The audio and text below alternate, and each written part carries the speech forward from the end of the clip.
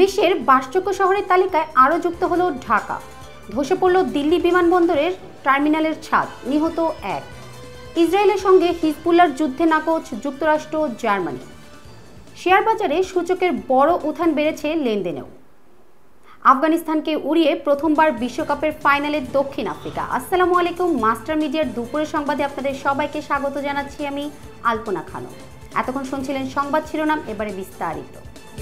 বাসযোগ্য শহরের বৈশ্বিক তালিকায় আরও পিছিয়ে পড়েছে Dhaka. Economist intelligence unit EIU প্রকাশিত দ্য গ্লোবাল লিভিলিটি ইন্ডেক্স 2024 অনুযায়ী 173টি শহরের মধ্যে ঢাকার অবস্থান এবার 168তম। গত বছর 166তম স্থানে ঢাকার অবস্থান 2 ধাপ পিছিয়েছে। গত বছর ঢাকার অবস্থান ছিল 166তম। এবছর 2 ধাপ পিছিয়ে পাকিস্তানের প্রধান শহর করাচির ঠিক উপরে স্থান পেয়েছে ঢাকা। এবারে আন্তর্জাতিক প্রসঙ্গ। ভারী বৃষ্টিতে ভারতের দিল্লির ইন্দিরা গান্ধী আন্তর্জাতিক বিমানবন্দরের ছাদের টার্মিনালের ছাদ ধসে পড়েছে। এতে একজন নিহত হয়েছে, আহত হয়েছে অন্তত 6 জন। শুক্রবার ভোরে প্রবল বৃষ্টিতে বিমানবন্দরের 1 নম্বর টার্মিনালের ছাদের কিছু অংশ ভেঙে কয়েকটি গাড়ির উপর পড়ে। দেশটির বেসামরিক বিমান চলাচল মন্ত্রণালয় জানিয়েছে, দুর্ঘটনার পর নিরাপত্তার স্বার্থে ওই টার্মিনাল থেকে সব ধরনের বিমানের বহির্গমন এবং চেক ইন কাউন্টারগুলো সাময়িকভাবে বন্ধ রাখা হয়েছে। এবারে আন্তর্জাতিক।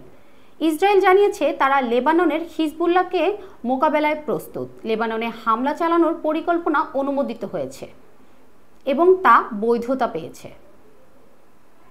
এই পরিস্থিতিতে ইসরায়েলকে সতর্ক করে দিয়েছে তাদের 2 মিত্র দেশ যুক্তরাষ্ট্র ও জার্মানি।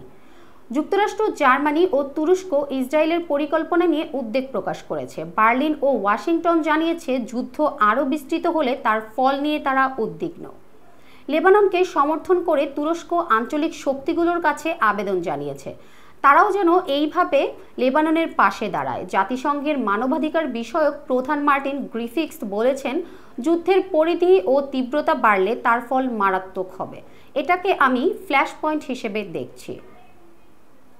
ইউরোপের রাজনৈতিক পরিস্থিতি এবং আমেরিকায় রাজনৈতিক পালাবদলের সম্ভাবনা ন্যাটোর গতিপথ প্রশ্নের মুখে ফেলেছে।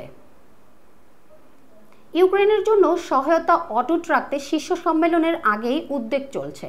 রাশিয়ার হামলার মুখে ইউক্রেনের প্রতি পশ্চিমা জগতের লাগাতার সমর্থন এতকাল সম্ভব হলেও ইউরোপ ও আমেরিকায় কিছু রাজনৈতিক পরিবর্তনের সম্ভাবনা সেই নিশ্চয়তাকে প্রশ্নের মুখে ফেলেছে। সাময়িক জোট ন্যাটোর 75 বছর পূর্তি উপলক্ষে আগামী 9 থেকে 12 জুলাই ওয়াশিংটনের শীর্ষ সম্মেলনে বিষয়টি বাড়তি গুরুত্ব পাবে বলেও ধরে নেওয়া হচ্ছে। এবারে শেয়ার বাজারের প্রসঙ্গ। দেশের শেয়ার বাজারে গতকাল বুধবার মূল্যসূচকের বড় উত্থানে লেনদেন হয়েছে, বেড়েছে লেনদেনের পরিমাণও। ফলে কিছুটা হলেও যেন স্বস্তিতে বিনিয়োগকারীরা।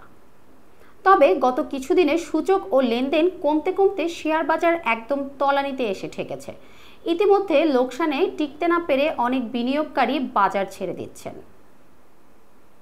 বাজার সংশ্লিষ্টরা বলেছেন, আন্তর্জাতিক মুদ্রা তহবিলের IMF ঋণের 3য় কিস্তির অনুমোদন পাওয়ায় শেয়ার বাজারে এক ইতিবাচক প্রভাব পড়েছে। এছাড়া ঈদের পর বাজারে বিনিয়োগকারীদের অংশগ্রহণও বেড়েছে। এবারে খেলার খবর। ক্রিকেট। সেমিফাইনালে এসে এমন এক পেশে এক ম্যাচ দেখতে হবে, কে ভেবেছিল? ক্রিকেট বিশ্বে প্রবাদের মতো করে প্রচলিত এক কথা। দক্ষিণ আফ্রিকার দৌড় সেমিফাইনাল পর্যন্ত। প্রতিটা বৈশ্বিক টুর্নামেন্টে ফেভারিট হিসেবেই নামে প্রোটিয়ারা, কিন্তু সেমিতে গিয়ে খেয়ে হারানোর স্বভাব তাদের। তার উপর এবারে প্রতিপক্ষ টুর্নামেন্টের বেসারপ্রাইজ প্যাকেজ আফগানিস্তান। ত্রিনাদাদের ব্রায়ান লারা স্টেডিয়ামে T20 বিশ্বকাপের প্রথম সেমিফাইনাল হলো ভীষণ এক পেশে। 9 উইকেটের বিশাল জয়ে ফাইনাল নিশ্চিত করেছে দক্ষিণ আফ্রিকা। এতক্ষণ সঙ্গে থাকার জন্য ধন্যবাদ।